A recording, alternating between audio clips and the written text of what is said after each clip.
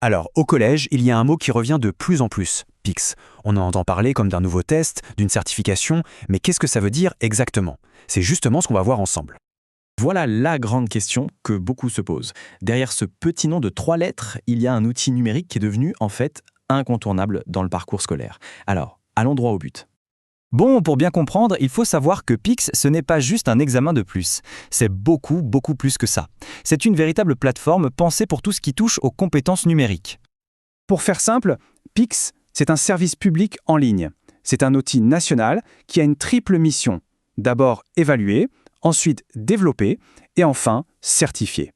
C'est un parcours très bien structuré et voici comment ça fonctionne.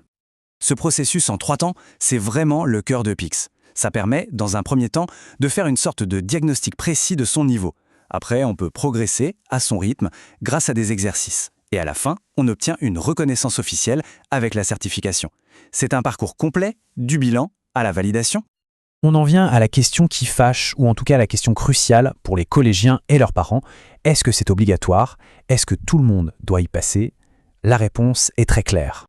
La distinction est simple. Pour les élèves de 3e et de terminale, oui, la certification est une étape obligatoire du parcours scolaire.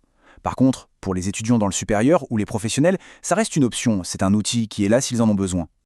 Et point très important, pour tous les élèves qui sont concernés par cette obligation, de la 3e à la terminale, la plateforme et la certification sont entièrement gratuites. Tout est pris en charge dans le cadre de la scolarité.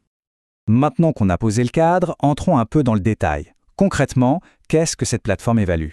C'est quoi ces fameuses compétences numériques? Pour que ce soit clair pour tout le monde, tout est organisé en 5 grands domaines. C'est une sorte de cadre de référence commun pour être sûr de couvrir tous les aspects importants du monde numérique d'aujourd'hui. Et ces 5 domaines, ils montrent bien que l'on est loin du simple savoir allumer un ordinateur. On parle ici de savoir chercher une information fiable, de travailler à plusieurs en ligne, de créer du contenu, mais aussi, et c'est crucial, de tout ce qui est protection et sécurité.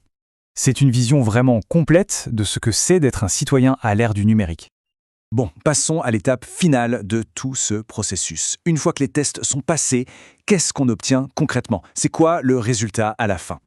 Alors, pour ceux qui s'en souviennent, avant, il y avait le B2I. Eh bien, PIX, c'est tout simplement son successeur officiel. C'est une version modernisée, bien plus complète et surtout beaucoup mieux adaptée aux défis numériques d'aujourd'hui. Ce n'est pas sorti de nulle part, c'est une évolution logique.